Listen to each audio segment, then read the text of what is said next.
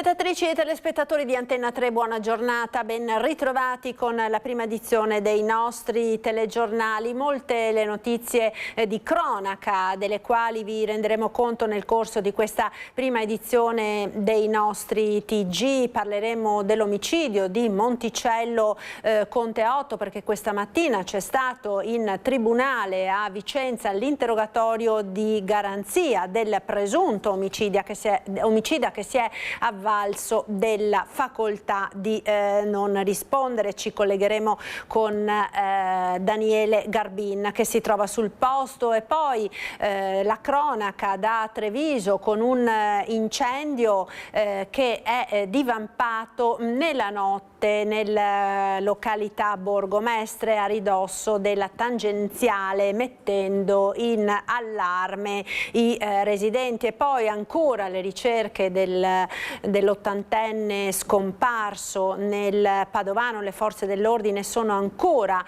al lavoro questa mattina. Dopo naturalmente ci sarà anche un'ampia pagina dedicata alle festività pasquali, ma cominciamo subito con la cronaca. Vedo che abbiamo in collegamento Christian Arboit per gli aggiornamenti su questo incendio che ha destato non poco allarme nella notte a Treviso. A te Christian, buongiorno. Buongiorno a te Marta e a tutti i telespettatori di Antenna 3. Ci troviamo a Borgomestre, a ridosso della tangenziale. Sono qui con Alberto Pivetta per la parte tecnica. Lì c'è la tangenziale, così vi do qualche riferimento, e invece alla mia destra l'area che era stata trasformata in una vera e propria discarica, una discarica abusiva dove c'era un po' di tutto, lo vedete, reti di materassi, elettrodomestici, lavatrici, rifiuti di ogni sorta che ieri sera sono andati in fiamme, provocando anche una certa apprensione tra i residenti, una vera e propria paura in alcuni casi, soprattutto nei condomini che vedete lì in quella zona. Le fiamme erano alte, sono state avvistate appunto da numerose famiglie. Immediato l'allarme, diverse le segnalazioni, e qui sul posto sono arrivati chiaramente i vigili del fuoco. Dopo i vigili del fuoco sono arrivati anche i carabinieri e la polizia locale che sta procedendo, perché bisogna vederci chiaro, l'ombra è quella del dolo, o comunque che questo ammasso di rifiuti non abbia preso fuoco da solo. A occuparsi della questione, a segnalare il caso, a interpellare le forze dell'ordine è stato anche il consigliere comunale che è qui con me, Davide Acampora, consigliere comunale a Treviso per Fratelli d'Italia. Acampora, lei è stato in qualche modo sollecitato anche dai residenti particolarmente intimoriti. Sì, certo, i residenti, soprattutto quelli che abitano qui a ridosso di quest'area, che hanno proprio le finestre rivolte da questa parte, mi hanno contattato ieri sera spaventati perché appunto sentivano scoppietti e poi hanno visto le fiamme alzarsi man mano, e mi hanno anche detto che insomma c'era un'area irrespirabile che proprio entrava in casa, quindi mi sono subito allertato le forze dell'ordine. Poi comunque sono arrivati subito i pompieri e le forze dell'ordine, che poi hanno messo anche in sicurezza l'area, come vediamo quest'oggi.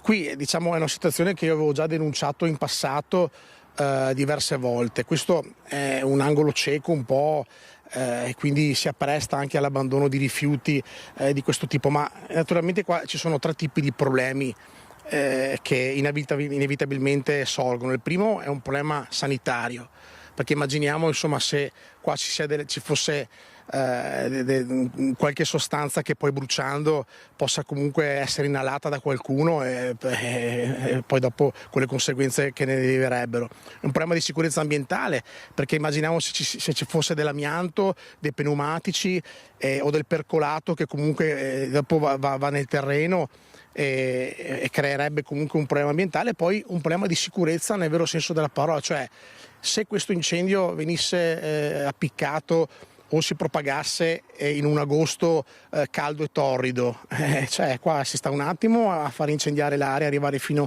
ai condomini, quindi io mi auguro che, insomma, mi sono già interfacciato con chi di competenza e anche la polizia locale, insomma, è a conoscenza, e mi auguro che il sito venga messo in sicurezza, venga ripulito, ma soprattutto venga impedito che si possa riproporre una situazione simile, cioè dobbiamo veramente chiudere in qualche modo questa cosa, ecco. Questo è il tema. Come vedi, Marta, dalle immagini di Alberto Pivetta, la zona è piena di sterpaglie, arbusti, stanno un attimo a prendere fuoco. Tra l'altro, ecco, sta indagando la polizia locale, si deve capire appunto se c'è qualcuno che ha appiccato materialmente le fiamme, e chiaramente dovrà pagarne le conseguenze. Al momento sono tutte ipotesi, però insomma diciamo che la stagione non è quella degli incendi improvvisi.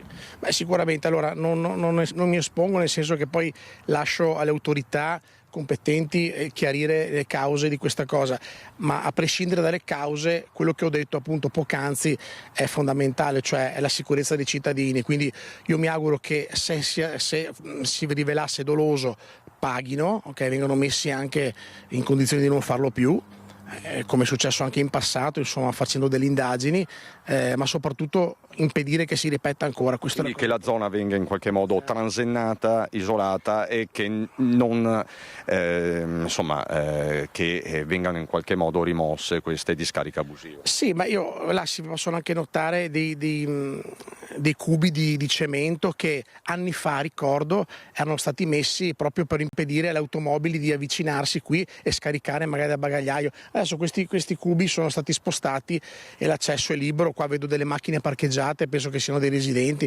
Insomma, io metterei come minimo una telecamera, rimetterei questa barriera in modo che non fosse possibile spostarla, e quantomeno chiuderei bene il sito, ecco. Però, perché immaginate, qua è pieno di arbusti, cioè qui tra un paio di mesi questi seccheranno, cioè le case sono a 30 metri. Quindi l'attenzione deve rimanere alta, e lei si fa portavoce delle rimostranze, delle preoccupazioni di diversi cittadini. Grazie Davide Acampora. Le indagini quindi a questo punto proseguono, anzi iniziano e andranno avanti per le prossime ore. Sul pezzo la polizia locale di Treviso, guidata da Patrick Antonello. Per il momento è tutto da Borgomestre. Marta, con Alberto Pivetta ti restituisco la linea. Grazie a Cristian Arboit. Noi ora ci spostiamo a Vicenza. Come detto, questa mattina si è svolto l'interrogatorio di garanzia del presunto omicida di Monticello Conte 8. Ci aggiorna dal Tribunale di Vicenza Daniele Garbin. A te Daniele, buongiorno.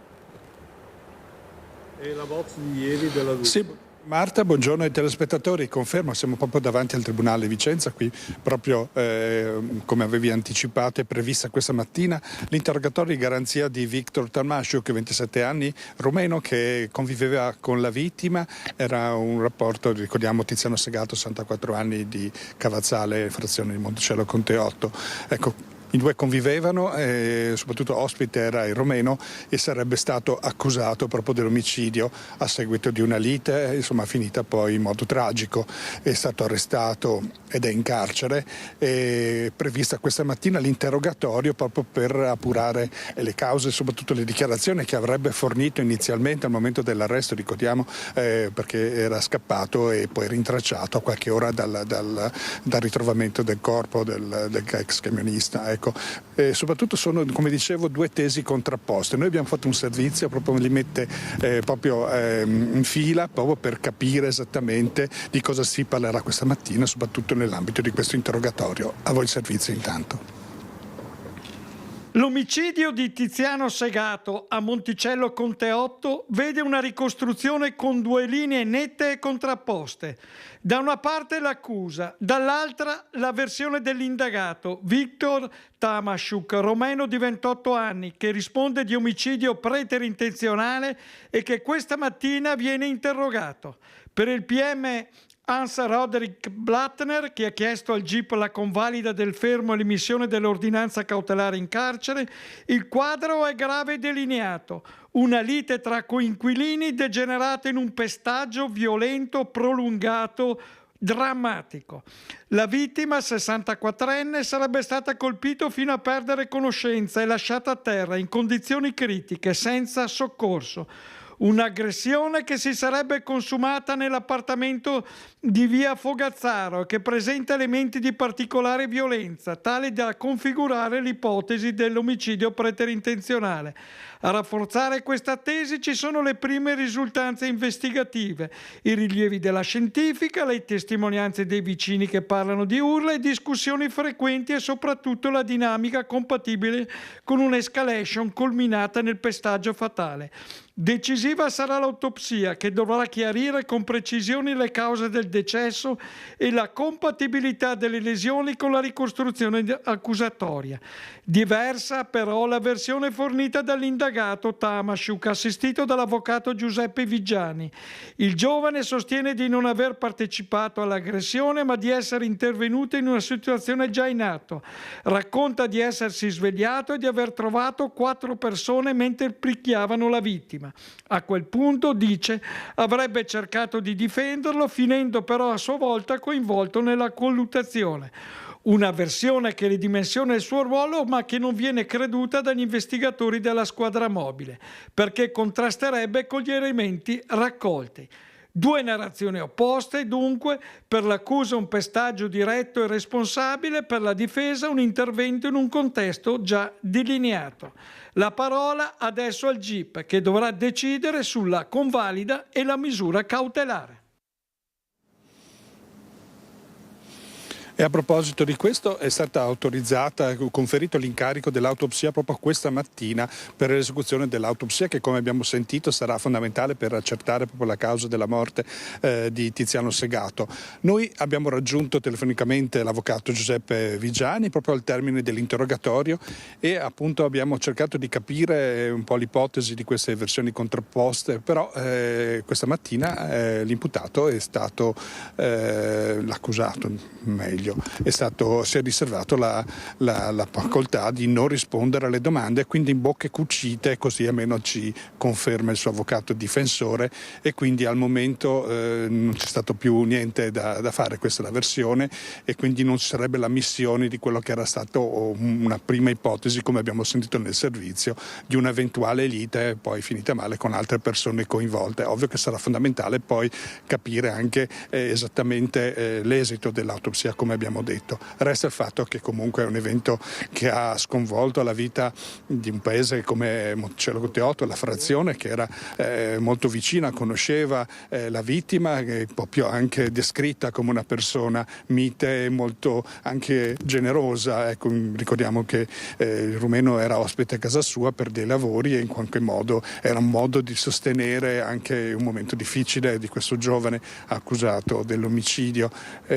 Ovvio che in questo momento si attende poi quello che sarà l'esito in questa settimana santa, la vita è sconvolta di Cavazzale. Noi abbiamo registrato le dichiarazioni di alcuni cittadini vicini di casa di Tiziano Segato. Con questo servizio per il momento da Vicenza è tutto. Ecco, lascio la linea a voi, il servizio di testimonianza da Cavazzale.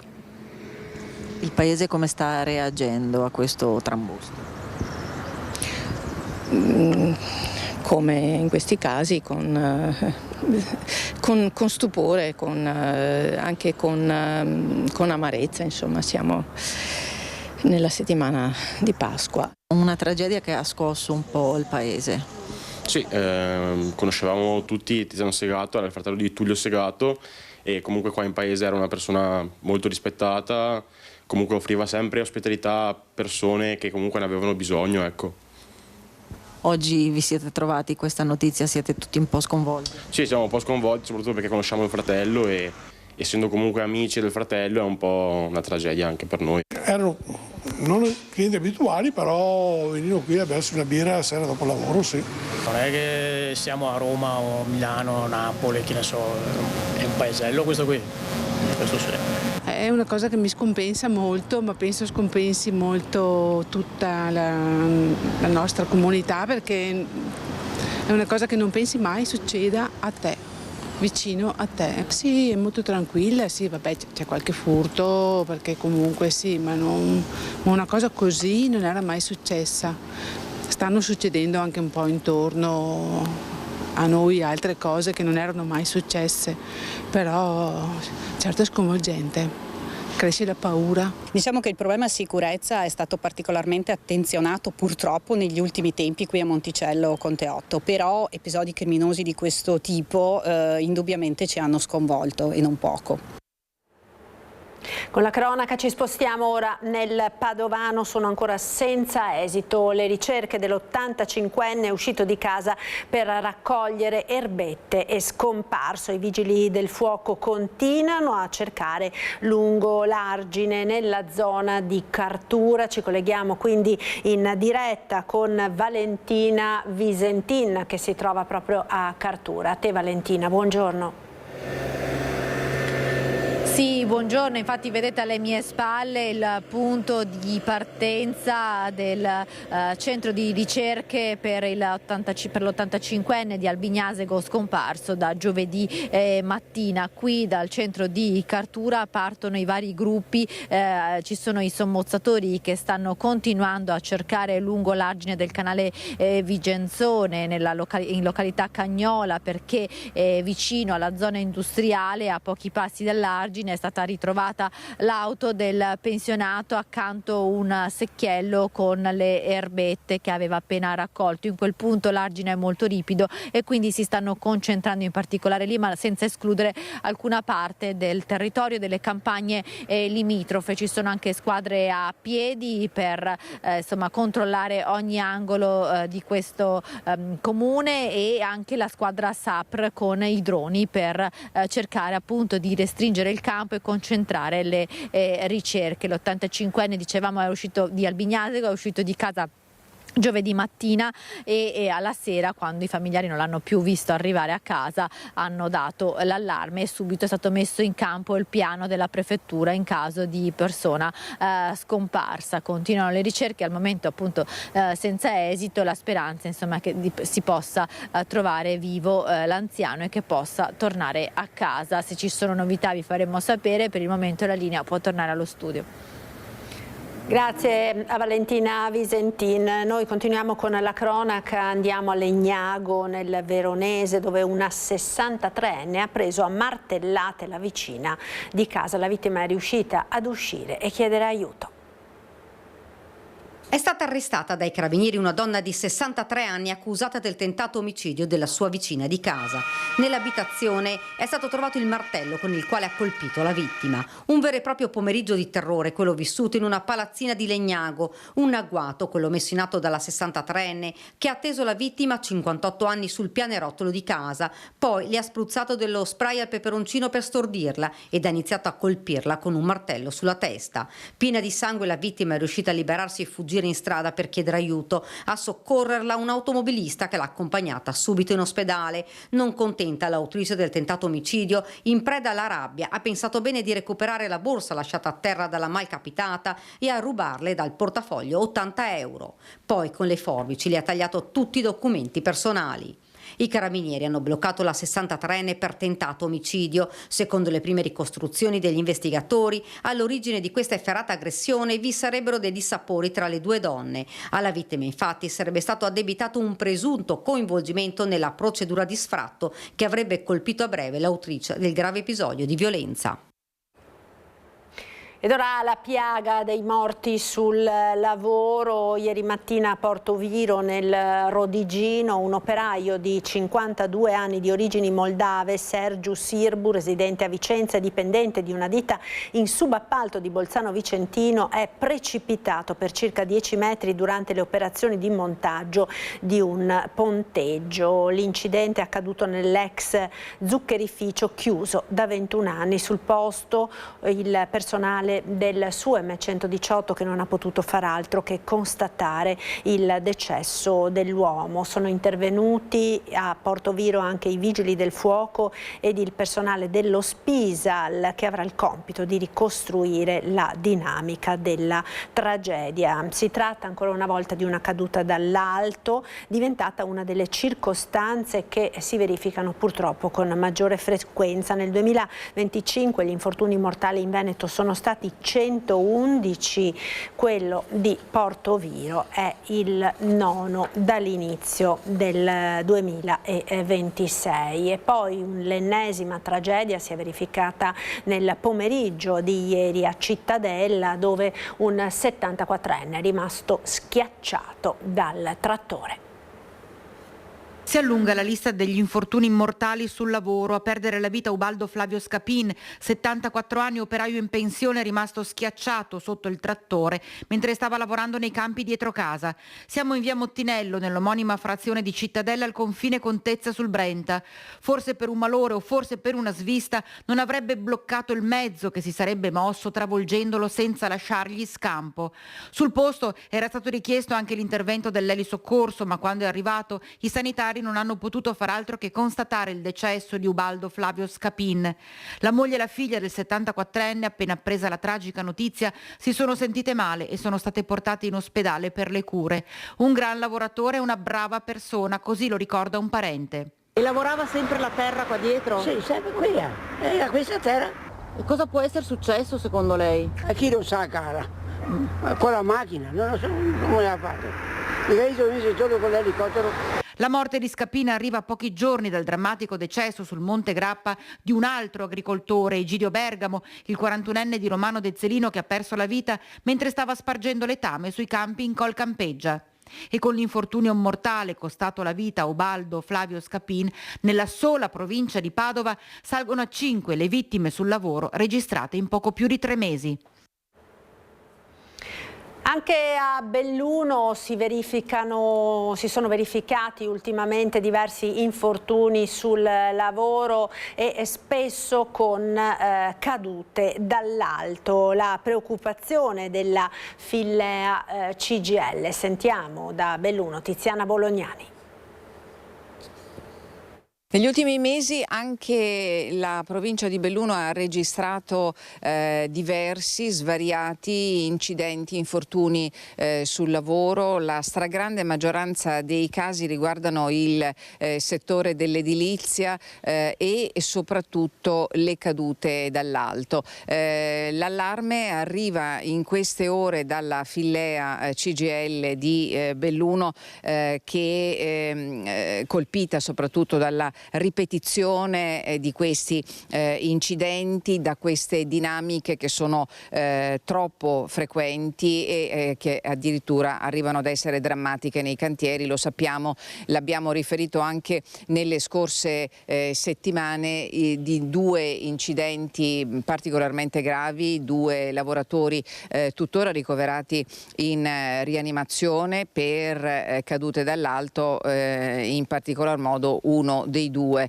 all'esito dei controlli è risultato completamente, totalmente in nero.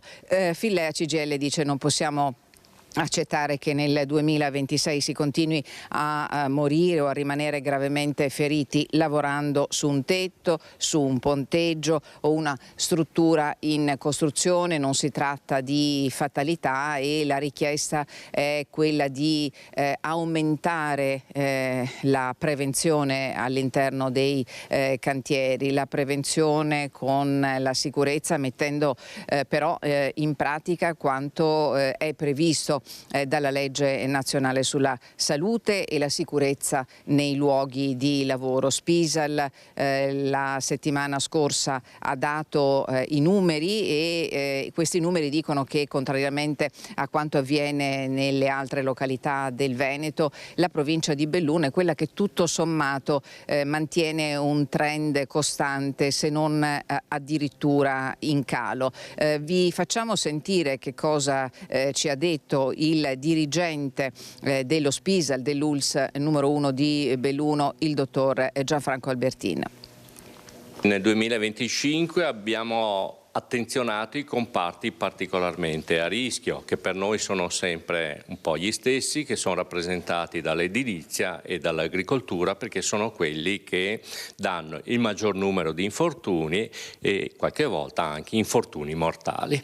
Ecco, contrariamente a quello che possiamo osservare in Veneto e più in generale a livello nazionale, gli infortuni in Veneto denunciati sono aumentati, mentre in provincia di Belluno sono calati di poco, ma sono calati.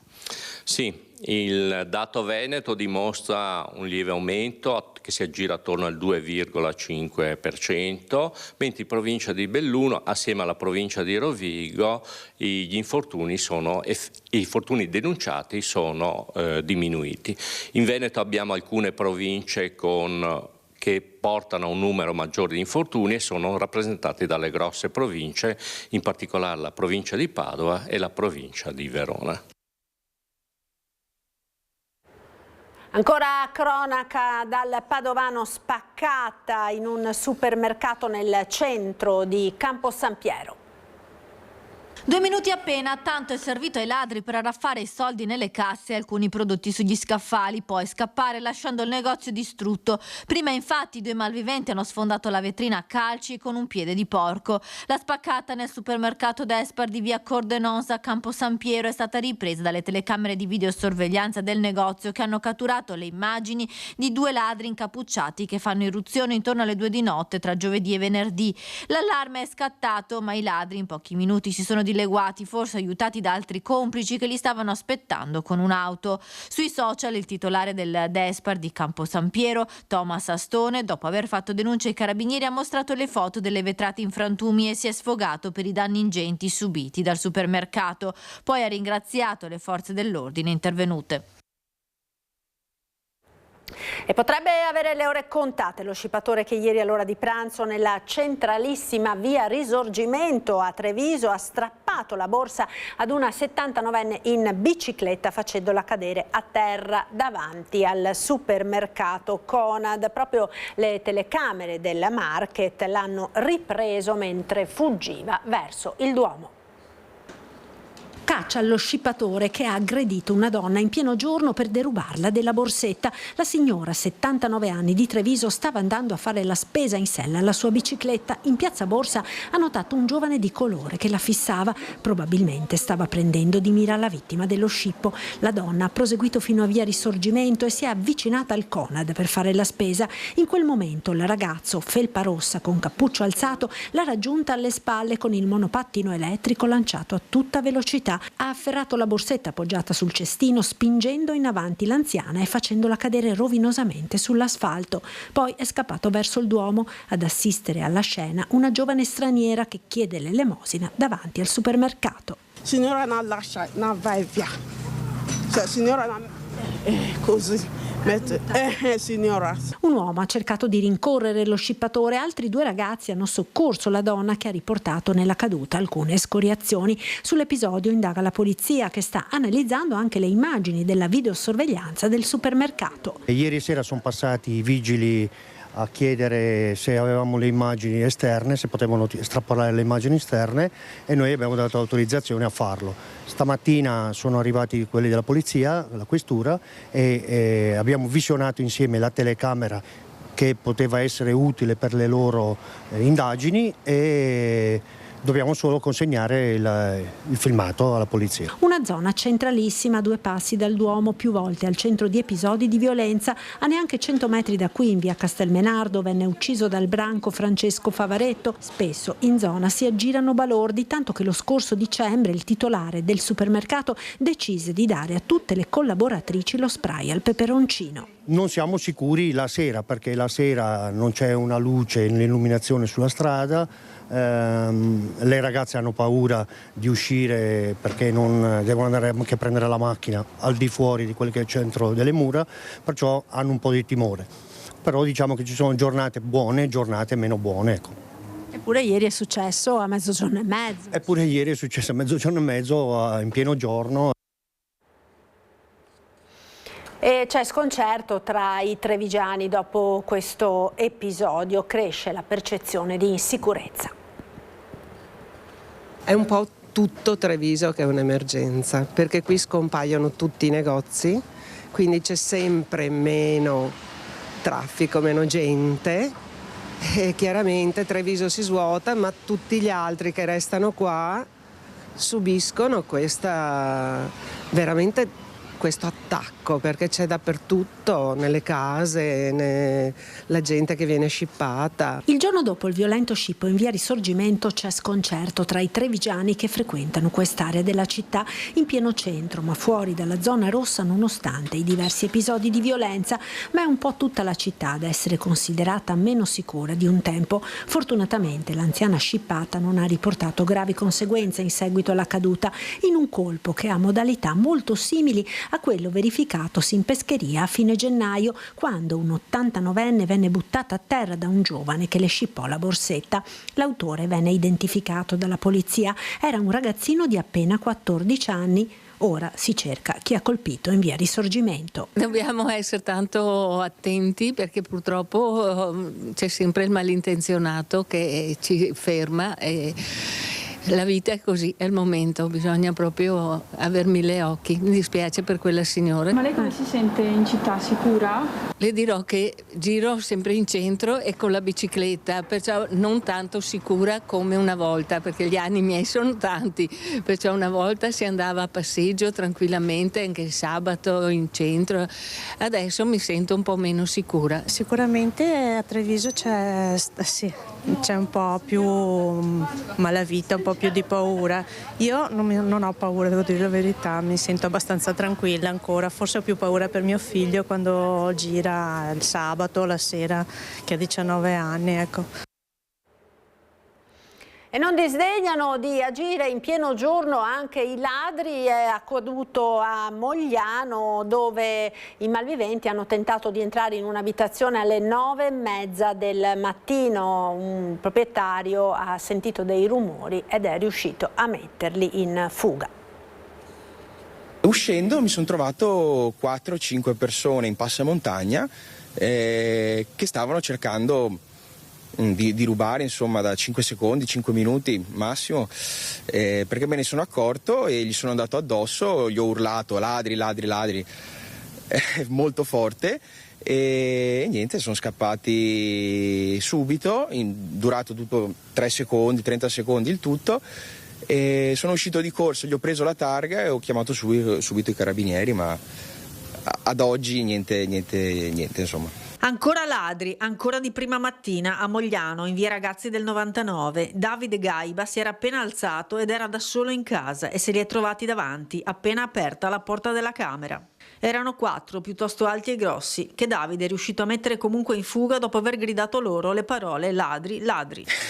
E sono scappati con una BMW X4, una macchina anche bella, insomma. E caccia quindi a questa BMW che nei giorni scorsi non pare essere stata vista in giro da nessuno, ma è nota ai carabinieri. I carabinieri hanno detto che li conoscevano già, come l'80% delle volte dicono, e probabilmente la macchina era stata rubata, quindi non è che potevano risalire. Ad oggi non so nulla. La situazione a Mogliano è comunque critica. Gaiba, che pur in casa ha telecamere di sorveglianza che però erano spente, e pur non essendosi troppo spaventato, avverte il disagio della cittadinanza. Ci stavamo pensando con gli amici, non so, un drone o una ronda fatta di persone, qualcosa, perché qui a Mogliano, ragazzi, è incredibile. Cioè, chiunque nell'ultimo anno ha avuto un furto o conosce qualcuno che è entrato. Bene o male, io sono un ragazzo forte in giovane età e non ho troppa paura, però sì, posso immaginare che ad altre persone questa situazione, insomma, non è del massimo delle cose, insomma. Ed ancora cronaca dal Trevigiano, non si ferma all'alte della polizia locale, fugge inseguito per 10 km, cinquantenne, arrestato, ha pure aggredito gli agenti.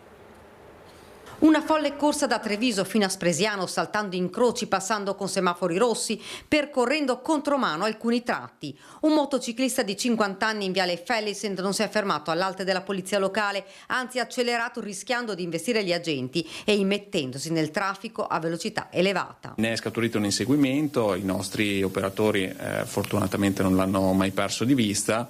L'inseguimento è durato per circa 10 km perché poi si è arrivati a fermarlo a confine tra il comune di Villorba e quello di Spresiano, e questo si è infilato in una strada chiusa e così è stato possibile in qualche modo raggiungerlo e fermarlo. L'uomo di nazionalità italiana con precedenti per reati contro il patrimonio e la pubblica amministrazione ha aggredito la polizia locale. L'azione che comunque non è stata semplice, in quanto il soggetto ha comunque opposto una forte resistenza nei confronti degli operatori, di fatto provocando delle lesioni, e quindi è stato necessario portarlo presso il comando, cercare qui di mitigare la sua azione. L'uomo è stato arrestato. Durante le fasi del trasporto in comando ha danneggiato la cellula di sicurezza di un veicolo di servizio. Una volta giunto al comando non solo ha rivolto pesanti minacce e offese agli agenti, ma ha vandalizzato la camera di sicurezza fino a renderla inutilizzabile. Dagli accertamenti è emerso che il 50enne era privo di patente e alla guida di un mezzo senza copertura assicurativa. Oltre al sequestro della moto gli sono state contestate violazioni amministrative per un totale di 6.200 euro. L'arresto è stato convalidato e in attesa del giudizio gli è stato imposto l'obbligo di firma. Deve rispondere di resistenza pubblica ufficiale, lesioni nei confronti dei 2 operatori della polizia locale, danneggiamento di beni pubblici. Ringrazio gli agenti della polizia locale per la professionalità e il coraggio dimostrati in un intervento tanto delicato quanto pericoloso, nel quale hanno anche riportato lesioni, così il sindaco Mario Conte. Chi mette a rischio la vita degli altri e aggredisce gli operatori deve essere assicurato alla giustizia e restare in carcere. Ed ancora un colpo grosso dei truffatori. 54enne trevigiano indotto ad effettuare bonifici per 75.000 euro da un sedicente bancario. Prima gli è arrivato il messaggio dalla società che gestisce i pagamenti digitali, che avvisava di movimenti consistenti dal suo conto corrente, poi la telefonata dell'operatore della banca che lo informava della clonazione del conto e della necessità di spostare velocemente i soldi per metterli al sicuro. Tutto ovviamente era falso, ma presentato in maniera talmente convincente da indurre un 54enne trevigiano ad effettuare 3 bonifici per un totale di 75.000 euro sul conto che gli era stato indicato dal sedicente bancario della sua filiale, e così in pochi istanti tutti i risparmi dell'uomo hanno preso il volo verso la Campania, dove risulta appunto essere stato aperto il conto dai truffatori. Solo dopo l'ultimo bonifico il trevigiano si è reso conto di essere caduto nella trappola ed ha presentato denuncia ai carabinieri. È questo l'ennesimo caso di una lunghissima serie di truffe messe a segno nella Marca negli ultimi mesi. Solo ieri il maxi raggiro che ha consentito ai falsi carabinieri di portare via ad una facoltosa ottantenne di Mogliano un consistente bottino di gioielli. Oggi questo nuovo colpo fruttato 75.000 euro. Le vittime sono soprattutto persone anziane, ma non solo, come dimostra quest'ultimo caso, segno che i truffatori stanno affinando sempre più le tecniche di persuasione per indurre le persone a fidarsi e a cadere nella rete. Ed ora parliamo di Pasqua, traffico sostenuto sulle principali arterie del Veneto per i primi spostamenti delle vacanze, Pasqua e Pasquetta, particolarmente gettonate soprattutto per le gite fuori porta. Il bel tempo previsto sta favorendo il litorale dove è già tutto pronto per accogliere i primi gittanti. Ci colleghiamo quindi subito con Jesolo, dove c'è la nostra Edi Calimana. A te Edi, buongiorno. Marta, buongiorno a te e ai telespettatori. Sono in compagnia del sindaco di Jesolo, Christopher De Zotti, che saluto e ringrazio. Intanto vorrei farti vedere un po' com'è la situazione oggi sul litorale jesolano. Tante le persone che hanno approfittato non solo delle vacanze ma anche di questa giornata di bel tempo e di sole piuttosto caldo, devo dire, nonostante l'aria ancora fresca di aprile, che hanno deciso di trascorrere la loro giornata così, come tanti invece hanno scelto Jesolo per passare le loro vacanze pasquali, tant'è che si va, sindaco, verso un tutto esaurito. Assolutamente Assolutamente sì, questo weekend di sole e bel tempo ci rende felici, ottimisti per l'estate, ma non ci sorprende perché comunque sappiamo che soprattutto nella prima primavera, quando c'è un po' di sole e caldo, i turisti non tardano ad arrivare, quindi abbiamo nel circa 100 strutture aperte, poco più di 100, abbiamo degli indicatori che ci danno sostanzialmente un sold out sia per questa notte che per domani notte, tantissimi pendolari anche, la rete commerciale è molto contenta e soddisfatta e quindi siamo felici. Ovviamente abbiamo lavorato per questa cosa, nel senso che quest'anno negli 8 chilometri centrali di spiaggia abbiamo fatto in modo che non ci fosse più la duna di protezione invernale, quindi la sabbia fosse estesa e fruibile per tutti e ne vediamo gli effetti, ma soprattutto questo consolida un lavoro, una convinzione che abbiamo maturato negli ultimi anni, ovvero che Jesolo sta diventando effettivamente una città attrattiva e in grado di offrire qualcosa da fare 12 mesi l'anno, quindi in alternativa anche al sole e al caldo che ovviamente abbiamo la fortuna di avere solo per pochi mesi all'anno, e quindi tutto questo ci rende felici, anche ottimisti in vista del prossimo weekend che invece sarà quello di Jesolo Beach and Kite Festival, il Festival degli Aquiloni, dove prevediamo altrettanto un sold out tutto esaurito, anche forse i numeri saranno superiori a questi, e poi anche lo sguardo all'estate è assolutamente ottimistico. Non ultimo il pensiero alla sicurezza, sono in vigore per queste giornate di festa le zone rosse e in campo anche la polizia locale. Noi ringraziamo il prefetto perché in sinergia abbiamo deciso di istituire le zone rosse anche quest'anno nel periodo pasquale e poi nel ponte del 25 aprile, le sperimentiamo nuovamente dopo lo scorso anno quando ha dato degli ottimi risultati, non tanto in termini di allontanamenti perché i numeri sono piccoli, ma proprio di messaggio e di deterrenza.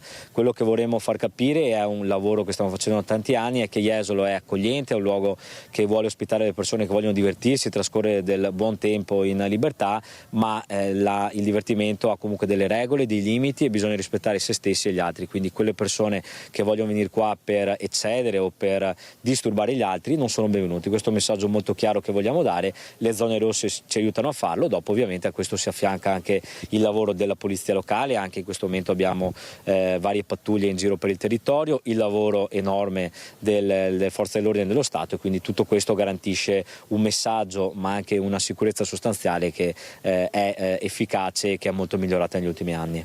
Sindaco, questo è un po' un assaggio di quella che potrebbe essere l'estate, anche se ci diceva prima fuori microfono si fa fatica al giorno d'oggi capire esattamente come andrà quest'estate perché si parla di arrivi last minute eccetera. Con la situazione internazionale che stiamo vivendo, che prospettive si stanno facendo però? Sì, confermo che fare previsioni con largo anticipo è difficile, però si possono vedere i trend che ci danno gli operatori a pari data ci dicono che siamo un pelino sopra rispetto alle prenotazioni dello scorso anno, quindi è un dato assolutamente incoraggiante, dopo che il 2025 è stato un anno record perché abbiamo fatto il numero di presenze massimo degli ultimi 20 anni, il record storico di arrivi, in controtendenza con il turismo balneare che è in leggera decrescita. Nel Veneto noi abbiamo fatto un più, pensiamo di fare meglio anche quest'anno. Ovviamente il panorama internazionale è triste, dobbiamo dirlo, però avvantaggia il corto raggio, quindi tutto il turismo europeo verosimilmente sceglierà le mete anche dell'Alto Adriatico, e quindi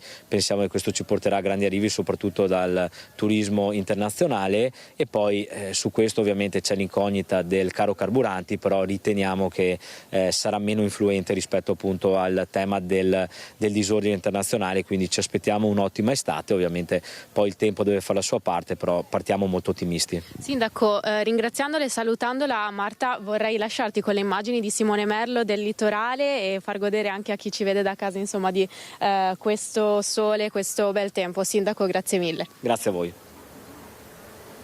Grazie a Edi Kaliman con Simone Merlo, e quella che sta per arrivare sarà una Pasqua sorvegliata speciale un po' in tutta la regione, soprattutto naturalmente nei luoghi maggiormente frequentati. Sentiamo la situazione lungo le strade della provincia di Treviso.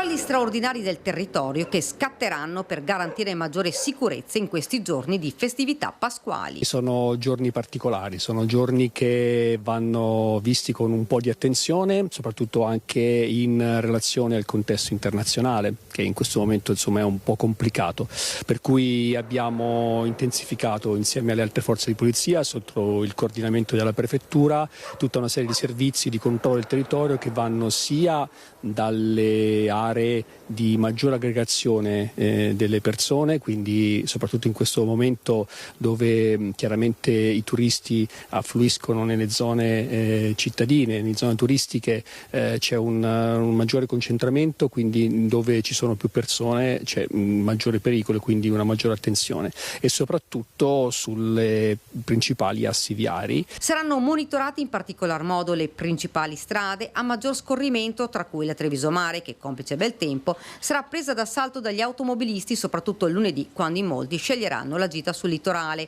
Ma ci saranno posti di blocco anche nelle altre strade maggiormente trafficate come Postume e Pontebana. In ogni caso sarà prestata una forte attenzione all'abuso di alcol per quanto riguarda chi si dovrà mettere alla guida in occasione dei pranzi domenicali e per Pasquetta. Come abbiamo detto altre volte, per quanto riguarda l'incidentalità, soprattutto in provincia di Treviso, i comportamenti che rilevano maggiormente sono o la distrazione alla guida o la guida in stato di ebbrezza. In questo caso è sempre buona norma per chi pasteggia o sicuramente si troverà in qualche locale per festeggiare la Santa Pasqua, di fare attenzione ad assunzione di alcolici, perché poi oggi il nuovo codice della strada chiaramente presuppone dei limiti abbastanza cogenti e precisi, per cui il superamento di quei limiti sicuramente verrà sanzionato da un punto di vista o amministrativo o penale.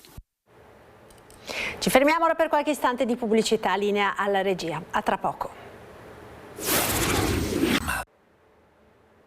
Eccoci nuovamente in diretta con la prima edizione dei nostri telegiornali, spazio ora al primo approfondimento di oggi, che è dedicato alle conseguenze anche nel nostro paese della guerra in Iraq, del caro carburanti. Abbiamo parlato più volte nei giorni scorsi, c'è ora un nuovo fronte che si apre e riguarda i farmaci. Abbiamo in collegamento, e lo ringrazio per essere con noi, Maurizio Giacomazzi, presidente di Farmacie Unite.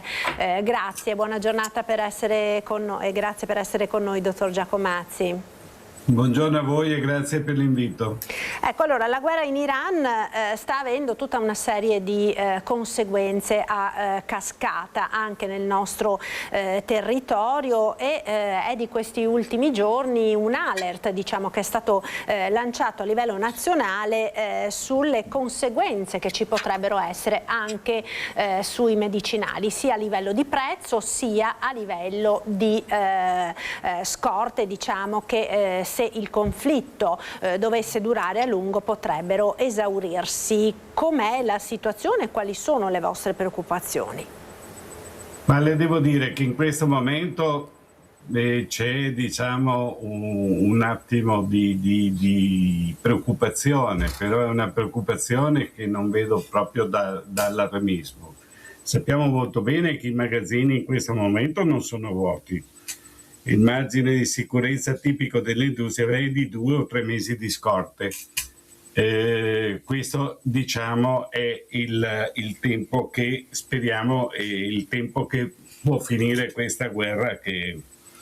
La carenza di farmaci non è una carenza, diciamo, nuova, perché l'abbiamo già avuta anche precedentemente. Abbiamo passato un periodo molto brutto, che era il periodo Covid, in cui siamo stati anche lì bloccati, per cui non vedo in questo momento, per 2 o 3 mesi siamo abbastanza tranquilli tutti a livello nazionale. Il problema più grosso sarebbe se continuiamo ad andare avanti con questa guerra, ma che a noi, diciamo, non è che va ad incidere molto, perché le materie prime sono quasi tutte dall'India e dalla Cina.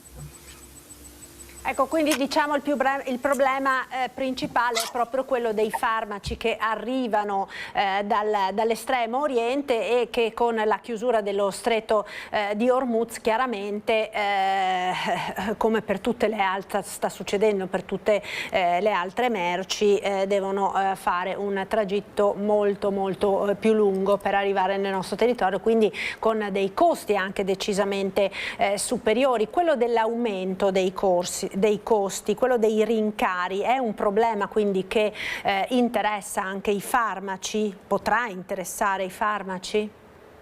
Diciamo che potrà interessare anche i farmaci con l'aumento del petrolio. Voi sapete che la filiera del farmaco parte sia dalle materie prime ma parte anche dai contenitori, per cui utilizziamo la plastica, il vetro, tutto quello che ci va dietro. Il problema che può sorgere è più sui generici, che sono quelli che noi importiamo prevalentemente. Il costo dei generici può anche subire un lieve rialzo, però ritengo che per adesso dobbiamo stare tranquilli, penso, e non dico sicuri, però neanche con una grande allerta. Ecco, come scorte, Presidente, per quanto tempo possiamo diciamo, come dire, rimanere tranquilli? E c'è anche in questo settore un rischio speculazioni, perché purtroppo abbiamo visto come in tanti altri settori, a partire da quello proprio dell'energia, ci siano state anche tante speculazioni, no? La benzina è rincarata praticamente il giorno successivo allo scoppio della guerra, quando quindi sicuramente ancora non c'erano problemi di approvvigionamenti.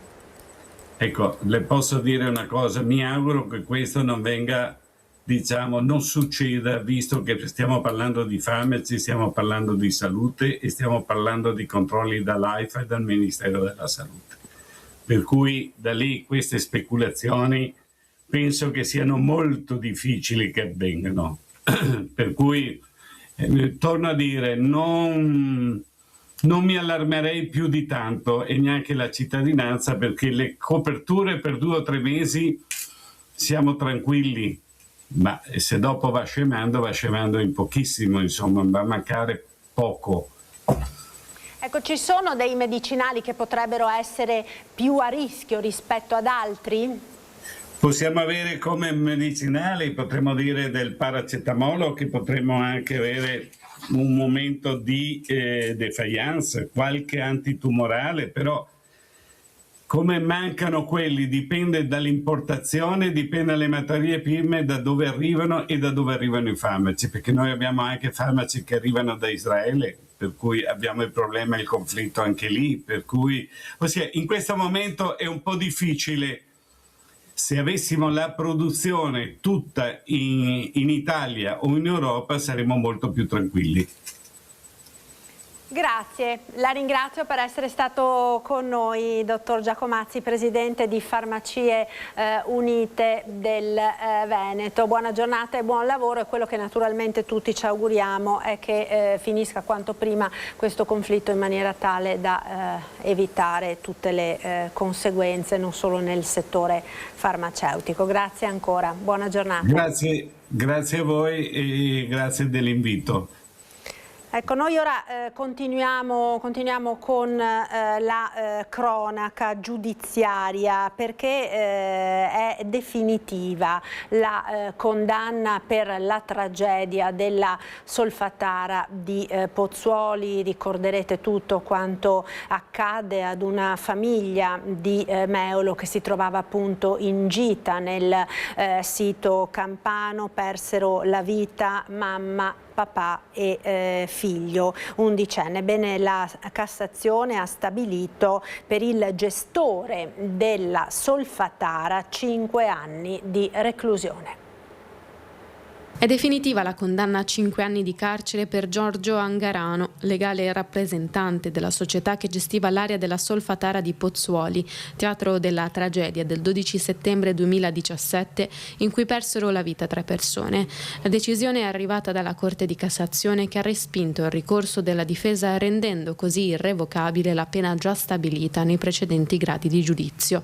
Le vittime furono Massimiliano Carrer, Tiziana Zaramella e il loro figlio Lorenzo, una famiglia veneziana in visita al sito naturalistico. Quel giorno una voragine si aprì improvvisamente sotto i loro piedi, 3 vennero inghiottiti e morirono soffocati dai gas vulcanici presenti nel sottosuolo. Si salvò soltanto il figlio più piccolo della coppia. Oltre alla conferma della condanna, i giudici hanno disposto un nuovo esame limitatamente alla questione della confisca dell'area, annullando su questo punto la sentenza della Corte d'Appello di Napoli. Nel processo di primo grado, conclusosi nel gennaio del 2021, erano stati assolti gli altri 5 imputati, tutti soci della società di gestione, assoluzioni poi confermate anche in appello. Martedì alle 15 nella chiesa arcipretale di Preganziol i funerali di Arianna Zaia, la 29enne stroncata da un'emorragia cerebrale spirata dopo alcuni giorni in ospedale, un lutto che ha colpito l'intera comunità da oltre 10 anni. La giovane faceva la volontaria con il gruppo Lilt giocare in corsia nell'unità di pediatria dell'ospedale di Treviso. 2 anni fa si era anche candidata come consigliere comunale con la lista civica Preganziola al centro a sostegno dell'attuale sindaco Elena Stocco. Tutte attività portate avanti oltre al lavoro. Dal 2023 era impegnata come tecnico per il controllo della qualità nel reparto ortofrutta del Vega di Mogliano, società del settore della distribuzione. La sindaca Stocco l'ha ricordata in queste ore. Tutti noi che abbiamo avuto la fortuna di condividere un tratto di strada con te porteremo sempre nel cuore il ricordo bello e limpido di una ragazza estremamente dolce, impegnata e sensibile. Vola in alto Arianna cara. Queste le parole della sindaca. Ed ora parliamo di liste d'attesa nel Bellunese. Sta dando i risultati sperati il piano attuativo dell'azienda ULSS Dolomiti. Controllo e governo continuo delle agende, gestione della domanda lavorando sulla appropriatezza delle prescrizioni, ottimizzazione dell'offerta e presa in carico diretta. La cura dell'ULSS Dolomiti per snellire le liste d'attesa sta dando buoni risultati in un contesto di cronicità per l'aumento della popolazione anziana in un'area prevalentemente montana. Il lavoro fatto ci ha portato a garantire le prestazioni in fascia B, a rispettare i 10 giorni appunto della fascia B, rispettiamo per più del 95% le prestazioni in fascia D, quelle a 30 giorni, e lo stesso dicasi per la fascia P, quelle a 60-90 giorni. Un lavoro reso possibile grazie alla massimalizzazione delle strutture con l'apertura degli ambulatori anche in orario serale e nelle giornate festive e prefestive, con deroga per gli over 75 presi in carico in prossimità dei luoghi di residenza o mettendo in campo le opzioni previste dalla piattaforma nazionale di telemedicina. Siamo così riusciti a muoverci noi verso il paziente rispetto al contrario, e questo grazie all'ausilio della telemedicina con il teleconsulto tra specialisti, con le televisite che possono tranquillamente gestire un paziente in cronico e quindi evitare lo spostamento in determinati contesti urbani magari non appropriati, e sicuramente stiamo ottenendo dei buoni risultati. Gli appuntamenti vengono gestiti in maniera sincrona e laddove gli accertamenti vengano richiesti in fase di visita specialistica entra in funzione il modello Mini Coop. Qui è stato un po' il salto di qualità, perché il cittadino a seguito di una prima visita viene completamente preso in carico per tutta la sua necessità assistenziale all'interno della struttura stessa su agende dedicate completamente diverse rispetto all'agenda ACUP, e quindi il bisogno di cura viene soddisfatto in maniera puntuale. Qualche numero: il totale delle prestazioni erogate nel 2025, esclusi i laboratori, è stato di poco superiore a 703.000 e per un introito totale di specialistiche pari a circa 46 milioni di euro. E torniamo a parlare di caro carburanti. In queste ore in alcuni distributori si stanno verificando delle code, circola anche voce che in alcuni casi stia finendo la benzina, ma sentiamo da Ferdinando Garavello cosa sta succedendo. Succede una cosa strana sotto Pasqua, succede che gira la voce che alcuni distributori stiano rimanendo senza benzina. Il rischio è davvero quello che scoppi il panico e che ci si trovi davvero senza benzina, una situazione paradossale della quale parliamo con Flavio Convento, presidente regionale della FAIB Veneto Confesercenti. Che cosa sta succedendo? Ma sicuramente nel periodo di Pasqua sappiamo che aumentano i consumi. Alcune compagnie petrolifere hanno fatto una scelta commerciale e quindi con un prezzo ridotto, visto che il prezzo del carburante in questo momento qua è molto sentito, e quindi restano senza prodotto. Non è un problema di mancanza di prodotto, perché c'è prodotto, molti impianti hanno rifornimenti per superare sicuramente il momento. Se si crea quel panico può essere che la logistica non riesca a sostenere i consumi che effettivamente hanno il singolo impianto, però non è una questione generalizzata, ma è solo una questione di alcune scelte commerciali di alcune compagnie petrolifere. Quindi, per fare chiarezza anche per i nostri telespettatori, se vedrete fuori il cartello con scritto prodotto esaurito, non stiamo andando verso un razionamento immediato, è una situazione contingente legata ad alcuni gestori in particolare. Sì, è legata solo ad alcuni gestori, alcuni impianti in particolare, e sicuramente non dobbiamo creare il panico. Per il momento anche a livello nazionale non abbiamo questo pensiero, perché abbiamo delle scorte che ci possono sicuramente garantire, come dice anche il governo, il 50% di rifornimenti di un anno per il nostro paese. Il problema nascerà se non si risolve il conflitto che in Medio Oriente, e quindi quello potrebbe creare veramente dei problemi, però attualmente non abbiamo questo problema. Ecco, sul medio termine però non sono tutte rose e fiori. No, assolutamente no, la categoria, soprattutto quella dei gestori, è in grossa difficoltà. Voi sapete che c'è stato il taglio delle accise, quindi sono soldi che sicuramente il gestore ha anticipato e molto probabilmente non rivedrà più, e quindi come categoria siamo molto preoccupati. Abbiamo un DDL che è fermo lì da 3 anni, che penso che sia il momento anche per cercare di trovare una riduzione del costo in maniera strutturale, perché nel momento in cui c'è una razionalizzazione degli impianti riusciremo ad abbattere anche i costi di trasporto e di manutenzione, quindi quello diventerebbe un costo strutturale, una diminuzione strutturale che dà beneficio anche ai consumatori stessi. Possiamo dire, per chiudere, che in questo momento di crisi c'è la possibilità di cambiare le cose per un futuro diverso per tutto il comparto? Io penso che sia il momento giusto, l'abbiamo già affrontato nel 2023, una situazione molto simile, e dal 2023 ad oggi abbiamo fatto sicuramente dei passi in avanti, però bisogna concretizzarli. Ci aspettiamo che il governo in questo momento qua concretizzi tutto il lavoro che è stato fatto in questi 3 anni. Con questo auspicio chiudiamo qui, sperando di non vedere veramente le situazioni che si rischiavano di vedere in queste ore, e ne parleremo dopo Pasqua. Non ci fermiamo ancora per la pubblicità, linea alla regia, ci rivediamo tra pochissimo, restate con noi.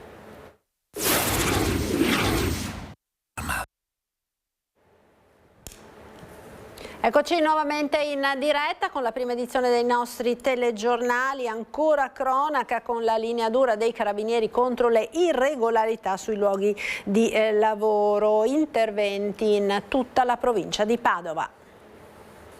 Controlli dei carabinieri del nucleo ispettorato del lavoro contro il lavoro sommerso e per verificare la tutela della salute e della sicurezza per i lavoratori.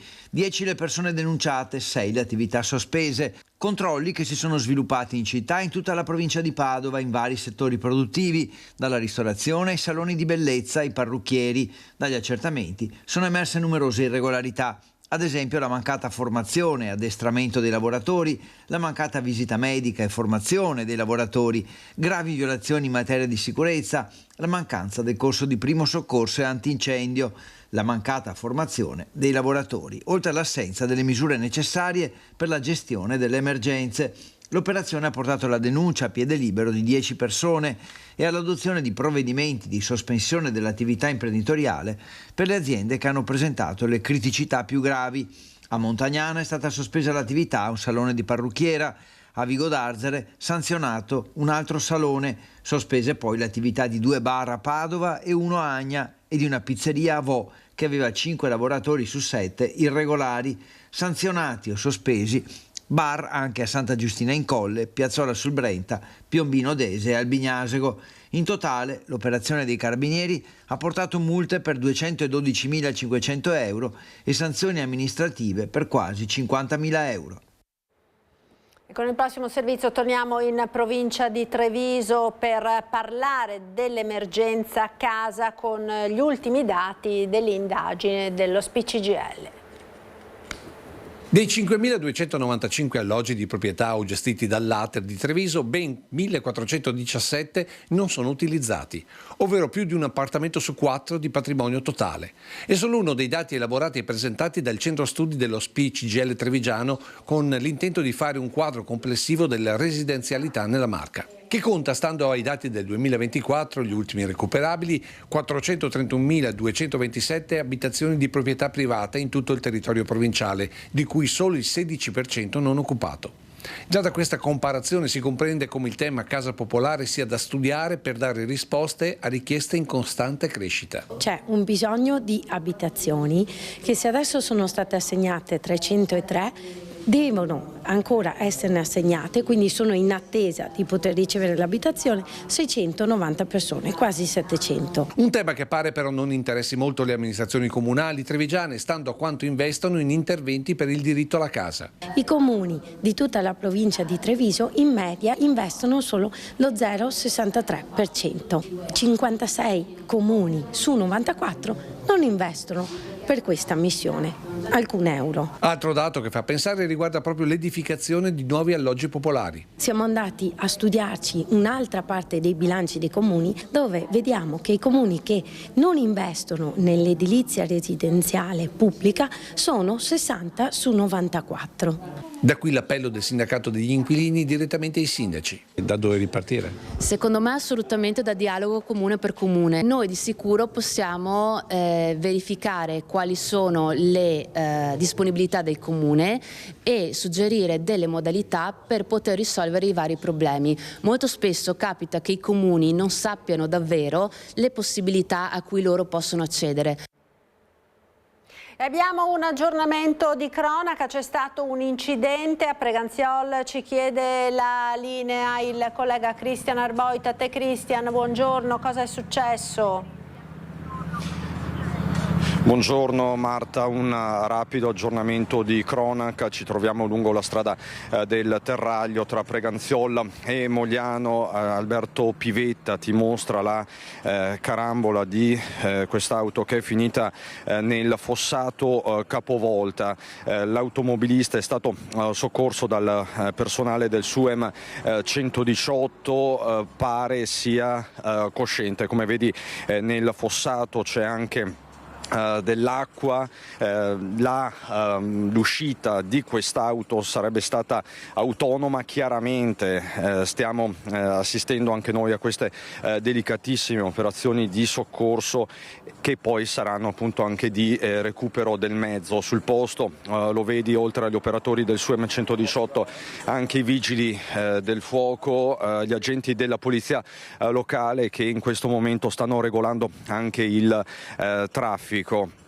All'interno dell'abitacolo un uomo che appunto è stato soccorso, si trova in ambulanza e sarebbe cosciente. Chiaramente uso il condizionale, Marta, perché tutto si sta svolgendo sotto i nostri occhi. Chiaramente c'è la mobilitazione di uomini e mezzi, cercheremo di capire nei prossimi minuti che cosa è successo, ma appunto sembra una delle poche cose chiare e certe al momento che l'uscita sia stata completamente autonoma. Poi la carambola giù per il fossato a lato della strada del Terraglio. Ci troviamo all'altezza, tanto per dare alcune indicazioni geografiche e logistiche, all'altezza di Park Villa Napoleon, a poche centinaia di metri dalle piscine di Preganziol. Questa quindi la situazione. Chiaramente nei prossimi minuti, nelle prossime ore saremo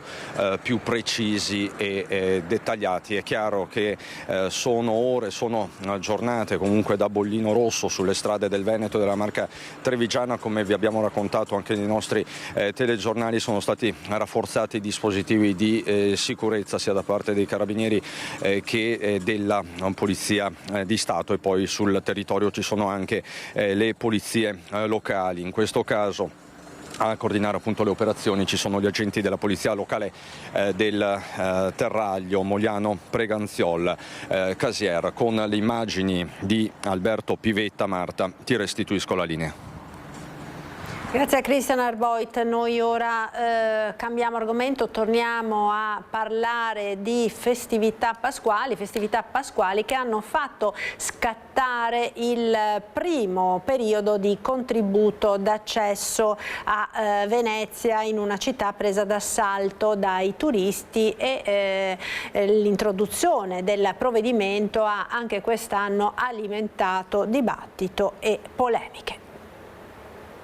Il contributo d'accesso a Venezia entra in vigore per il terzo anno consecutivo. Fino al 26 luglio e per 60 giorni, principalmente dal venerdì alla domenica, chi non gode delle esenzioni entrerà in città pagando 5 euro se la prenotazione è anticipata di 4 giorni, 10 negli altri casi.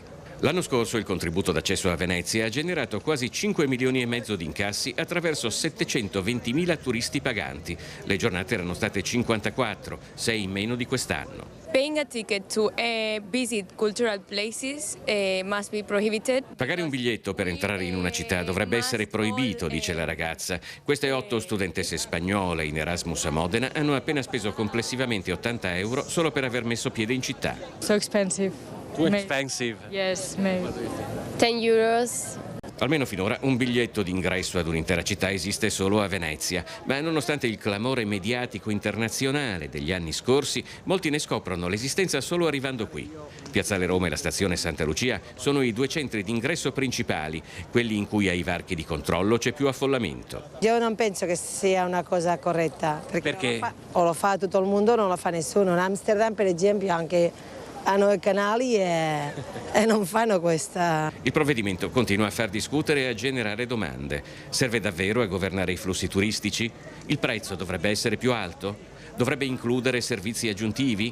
I veneti, al momento esonerati, dovrebbero pagare? Ha pagato per entrare? Sono residente qui nella città. Cosa ne pensa del contributo d'accesso, di aver dovuto far vedere, dimostrare che è residente per entrare? Non mi esprimo, non... Meglio di no, meglio non dire. No. Quanto pesi il turismo di massa a Venezia lo si vede sempre nel piazzale della stazione, dalla coda interminabile per imbarcarsi sul vaporetto per Murano. It's ridiculous. È ridicolo, dicono queste ragazze di Boston. Stanno aspettando in fila da 40 minuti.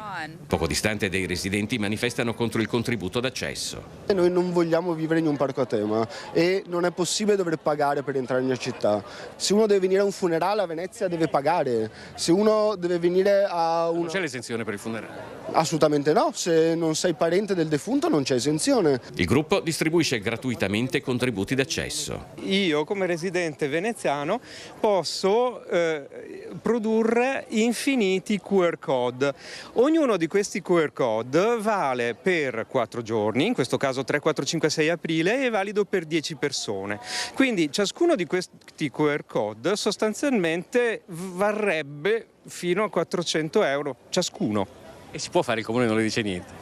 Ma è il comune che ha fatto questa regola, non è colpa mia. Eppure c'è anche chi rimane distante non solo da ogni dibattito o polemica, ma persino dall'esistenza del contributo d'accesso persino in questo piazzale. Da dove viene? Da Milano. Ha dovuto pagare per entrare? No. Come mai? Non lo so, non ho pagato. Ah, è passato senza... Sì, non ho... liberamente. Benissimo, complimenti, grazie. Buona giornata, buona Pasqua. E intanto arrivano i dati dell'Associazione Albergatori Veneziani, che sta vedendo in questo ponte pasquale un alto tasso di occupazione delle strutture ricettive. La situazione internazionale della guerra è sempre molto grave e delicata, ma con le prenotazioni last minute Gli ultimi dati aggiornati delle prenotazioni alberghiere in città indicano che a Venezia ci sarà il pienone di turisti in arrivo in laguna per festeggiare la Pasqua. Il direttore dell'Associazione Veneziana Albergatori, Daniele Minotto, fa il punto con gli ultimi dati aggiornati. Le prenotazioni arrivano un pochino sempre più sottodata e quindi abbiamo oggi praticamente la visibilità di cosa accadrà in questo weekend un pochino più lungo di Pasqua, dove davvero possiamo dire che nella città antica non siamo del tutto esaurito, ma ci siamo vicini. Il Lido è verso un 75% di occupazione, Mestre viaggia sopra l'85%, quindi possiamo definirci davvero soddisfatti. E anche per quanto riguarda la visibilità del mese di aprile. Le prenotazioni risentono del clima internazionale, difficile fare previsioni attendibili che vadano oltre il mese. È anche comprensibile che chi deve venire per fare un viaggio di piacere lo faccia all'ultimo momento, ed è innegabile che questa ormai è più di un mese, vuol dire che andremo 2 mesi e anche i costi inizieranno sempre più a crescere, lo vediamo tutti quanti al distributore, lo vediamo nelle cose, e nel momento in cui diventerà strutturale ovviamente la crescita dei costi si stabilizzerà, però purtroppo verso l'alto. Per il turismo a Venezia, in arrivo nei prossimi mesi, c'è comunque un buon ottimismo tra gli operatori. La voglia di venire nella nostra città c'è ancora e davvero vogliamo guardare con ottimismo e guardiamo un mese di aprile sicuramente molto buono e speriamo che anche tutta la stagione che proseguirà con la Biennale Arte ci dia le stesse soddisfazioni. Primi arrivi dei turisti di Pasqua anche a Treviso, vediamo come sta andando in città. Da dove venite? Dalla provincia di Torino. Prima volta a Treviso? Prima volta a Treviso. Siamo arrivati oggi e poi facciamo un giro a Trieste anche e a Lubiana. Ci fermiamo poco, solo il tempo di visitare la città, il centro storico e poi un pranzetto e via. Una visita rapida, magari inserita in un tour pasquale che tocca anche altre località del nord-est, passeggiata in centro e l'immancabile sosta dedicata alle prelibatezze della cucina trevigiana. Almeno il tiramisù è qualcos'altro di tipico sicuramente. La fotografia dei turisti in visita a Treviso per le festività di Pasqua è variegata, numerose le famiglie italiane e straniere che approfittano delle vacanze dei figli. Veniamo da Piacenza. Prima volta a Treviso? Sì, la prima volta. Per me sì, anche per te. Sì, molto carina, non ce l'aspettavamo. Abbiamo deciso di fare un giro in Veneto e Treviso ci piace molto. Adesso abbiamo visto solo una parte, visto che è l'ora di pranzo adesso aspettiamo anche la parte culinaria. Poland. Do you like Treviso? It's our first time and we are here just 2 hours. Molto bene, sì. Siamo andata per il centro storico, siamo visitati le chiese, le palazzi, eccetera, eccetera. Treviso gettonata anche per le gite scolastiche come questa classe dell'Istituto Alberghiero di Casargo in provincia di Lecco. Questa settimana siamo andati in Friuli e abbiamo fatto un gemellaggio con una scuola friulana alberghiera. Siamo una scuola alberghiera, una piccola scuola alberghiera, una piccola realtà, abbiamo fatto un gemellaggio con Aviano, scuola alberghiera di Aviano, stiamo tornando a casa, bella realtà. E vi siete fermati qui a Treviso, visto che siete dell'alberghiero non potete non assaggiare Il tiramisù, abbiamo fatto anche un corso stamattina di tiramisù, i ragazzi molto contenti, è stato veramente interessante, bello, istruttivo, bello, interessante, una bella giornata. E complici anche le previsioni di bel tempo, Pasqua e Pasquetta, da tutto esaurito negli agriturismi della provincia di Padova. Boom di prenotazioni per Pasqua e Pasquetta, è già tutto esaurito nei 200 agriturismi della provincia di Padova. Dai Colli Euganei alla pianura, ancora una volta a vincere sono prodotti di qualità a chilometri zero che premiano aziende a conduzione familiare dove i cibi vengono preparati con quanto raccolto negli orti e cresciuto negli allevamenti. Un settore che dopo la pausa della pandemia ha fatto registrare una costante progressione e un aumento del 5% solo nell'ultimo anno. anno. Menù della tradizione, prezzi rimasti bloccati, hanno convinto il cittadino consumatore che non si è fatto frenare dal rincaro dei costi del carburante, come temuto dalle aziende. Così Emanuele Calaon, presidente di Terra Nostra di Coldiretti Padova. Per Pasqua i padovani non rinunciano al pranzo in agriturismo, ma molti saranno più attenti nel periodo successivo. Per i ponti di aprile e maggio abbiamo già diverse prenotazioni concentrate però a pranzo. Un segnale di attenzione per le numerose aziende presenti nel territorio. Nella provincia di Padova gli agriturismi sono più di 200, 7.300 i posti disponibili a tavola. In 120 aziende si offre anche ospitalità per un totale di 1.490 posti letto.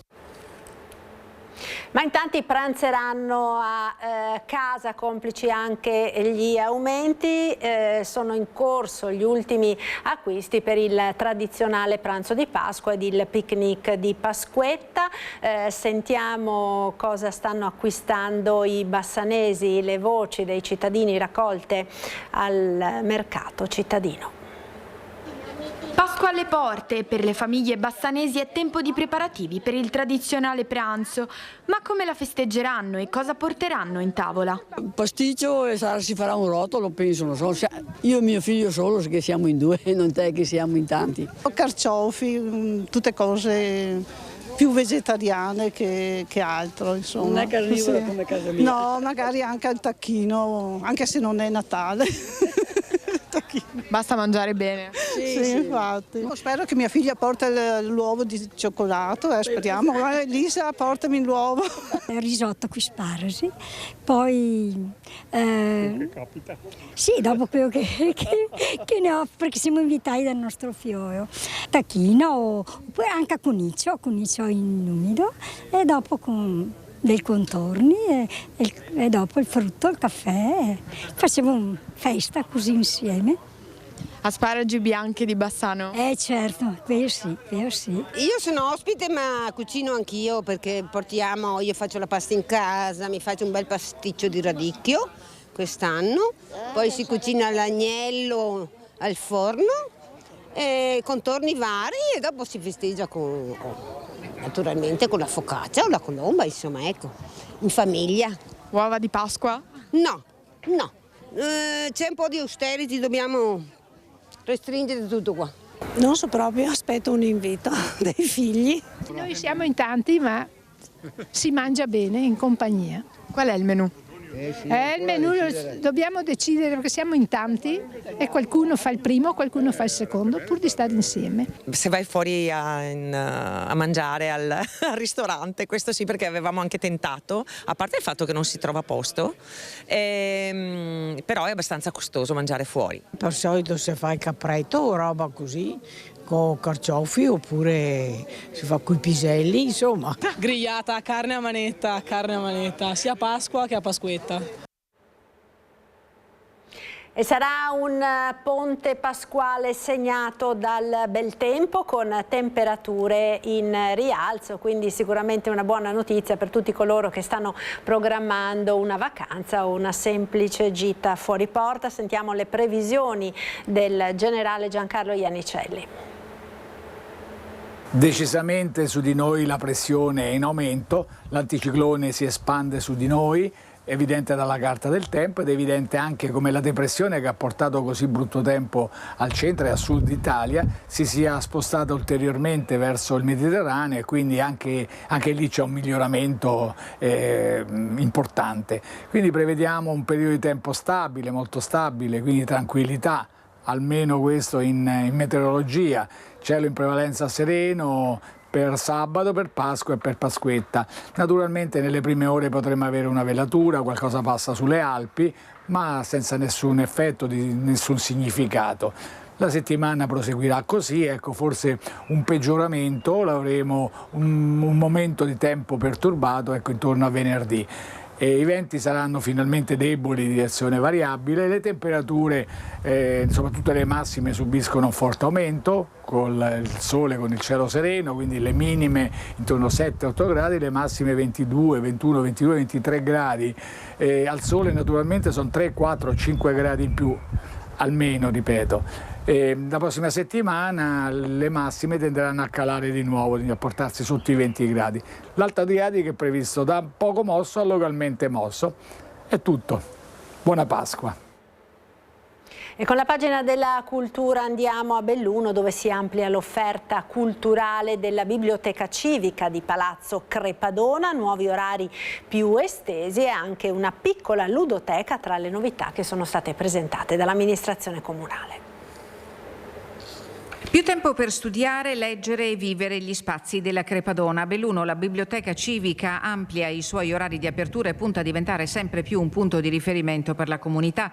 Dal 7 aprile, nei giorni di martedì, giovedì e venerdì, apertura continuata dalle 9 alle 18. L'annuncio arriva dall'assessore alla cultura Raffaella Damiano insieme alla direttrice della biblioteca Laura Pontin. È stato un lavoro sotterraneo, non evidente, ma che alla fine con pervicacia e tenacia ha dato i suoi frutti. È, credo di poter dire in assoluto, un merito dell'amministrazione comunale che crede nella cultura, che crede nei suoi contenitori culturali. Un cambiamento pensato per rispondere alle esigenze di studenti, lavoratori e cittadini. Nell'orario tra le 12 e le 14 i servizi saranno leggermente diversificati per ragioni organizzative, quindi sarà comunque possibile ottenere il prestito, avere il servizio di reference, la consulenza dei bibliotecari. Semplicemente sarà sospesa la possibilità di richiedere in prestito consultazioni e libri dal magazzino. Determinante per il prolungamento dell'orario la collaborazione del personale della Fondazione Teatri delle Dolomiti, che permetterà di coprire la fascia oraria centrale della giornata. Fin dal ritorno nella sede di Palazzo Crepadona si è lavorato per adeguare i servizi a uno spazio triplicato. La biblioteca è passata da 1.000 a 3.000 metri quadrati distribuiti su 3 piani, un cambiamento importante che ha richiesto una riorganizzazione dei servizi. L'orario prolungato al momento è sperimentale. L'efficacia del provvedimento, che risponde tra l'altro alle numerose interrogazioni dell'opposizione e alle richieste dei cittadini, sarà valutata nei prossimi mesi. Tra le novità anche una piccola ludoteca nata grazie alla donazione di giochi da tavolo da parte di un negozio cittadino. 6 giochi da tavolo per creare socialità tra i giovani e i giovanissimi, giochi che vengono incontro alle loro esigenze e ai loro interessi, e quindi sarà un ulteriore tassello, oltre naturalmente al prolungamento di orario, che garantisce una biblioteca davvero nella sua essenza piena, quella cioè di essere un luogo di cultura, per la cultura, tra le persone, con le persone e in mezzo alle persone. I dati confermano il ruolo centrale della struttura, utenti di tutte le età, con una forte presenza sia di residenti che di persone provenienti da fuori comune. Con un patrimonio di circa 180.000 volumi e nuovi strumenti digitali, la Biblioteca Civica di Belluno guarda ora al futuro, puntando su accessibilità e servizi sempre più inclusivi. Abbiamo giornate in cui in questi spazi passano fino a 500 persone, quindi è davvero un luogo di riferimento e ne siamo davvero molto felici. Ed è tutto per questa prima edizione dei nostri telegiornali. Grazie per essere stati con noi. Subito dopo la sigla, come sempre, l'appuntamento con il nostro meteo, poi con la ricetta del giorno, e alle 13:45 l'appuntamento con la rubrica Agricoltura. Grazie per essere stati con noi, a tutti un buon pomeriggio, arrivederci.